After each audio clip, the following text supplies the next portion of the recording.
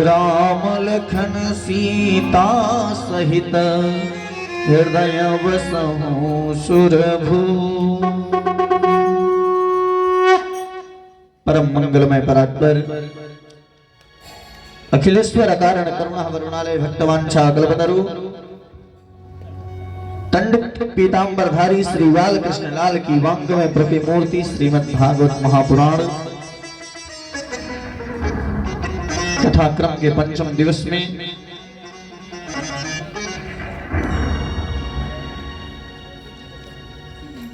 कल बड़े ही सुंदर ढंग से हम लोगों ने भगवान श्री बाल कृष्ण का सुंदर जन्म हुआ।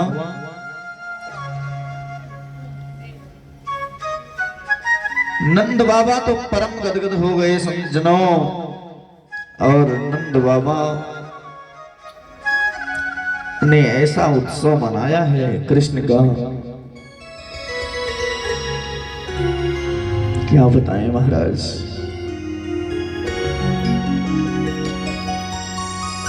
नंद कछु इतनो जो दियो घन श्याम कुबेर हूँ कीमती बौरी, देखत मोहि लुटाय दियो न बची बछिया छछिया न बिछोरी। सब लुटा दिया नंद बाबा ने। नंद बाबा ने सब लुटा दिया। ऐसे लुटाए हुए नंद बाबा ने, क्या बताएं महाराज।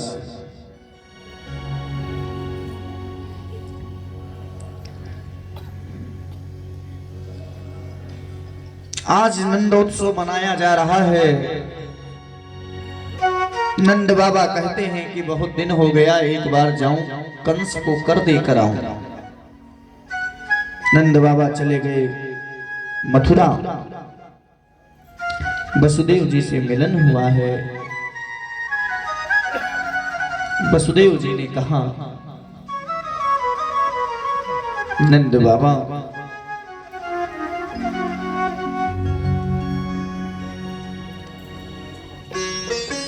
क्या समाचार है। नंद बाबा ने कहा, सब कुछ ठीक है, एक लाला भयो है, लेकिन अब वसुदेव जी ये नहीं कह सकते कि जो तुम्हारे यहाँ लाला है वह मेरा ही है। वसुदेव जी ने कहा कि हम सबको लोला है। अहो ते देव की पुत्र कंसेन बहवो हता।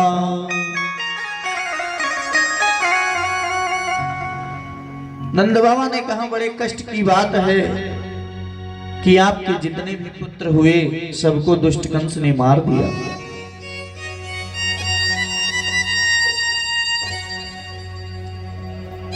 चर्चा चल रही थी, नंद बाबा तो मथुरा में आ गए हैं। आज कंस ने आपातकालीन मीटिंग बुलाई है। आपातकालीन मीटिंग बुलाई। अघासुर, बकासुर, अरिष्टासुर, धेनुकासुर, बड़े बड़े दिग्गज पहलवानों को बुलाया है और कहता है कि कृष्ण को कैसे मारूं।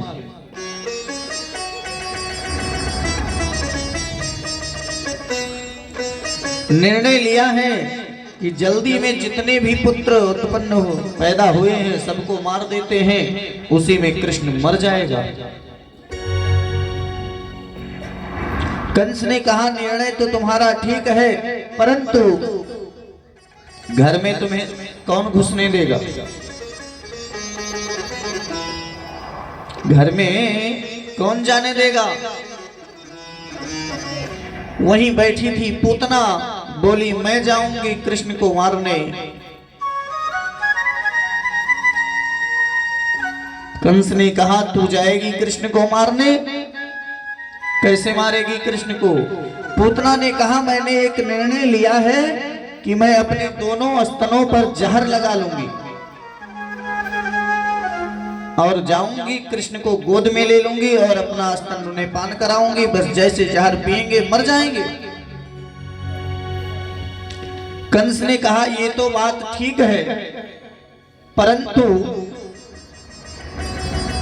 ये तुम्हारे 1.5 फुट के दांत हैं, इतना कुरूप चेहरा है, राक्षसी कैसे अंदर जाओगी?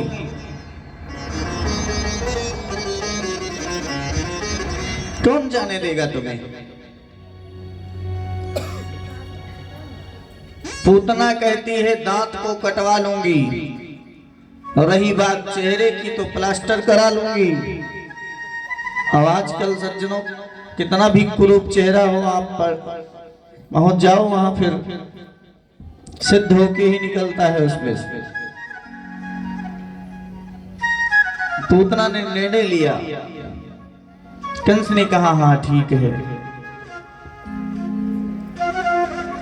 सज्जनों घूंघट में बड़े बड़े काम हो जाते हैं। पूतना कहती है मैं घूंघट डाल लूंगी, कोई देखेगा ही नहीं।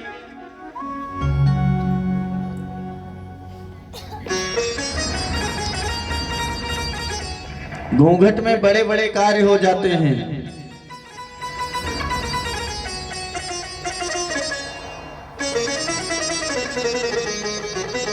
अच्छे से अच्छे काम घूंघट में हो जाते हैं। पूतना कहती है मैं घूंघट लगा के जाऊंगी। घूंघट का प्रचलन वैसे सज्जनों हमारे भारत में नहीं था। घूंघट का प्रचलन मुसलमानों ने हमें दिया है। माता जानकी ने दशरथ के सामने कभी घूंघट डाला ऐसा हमने कभी नहीं पढ़ा।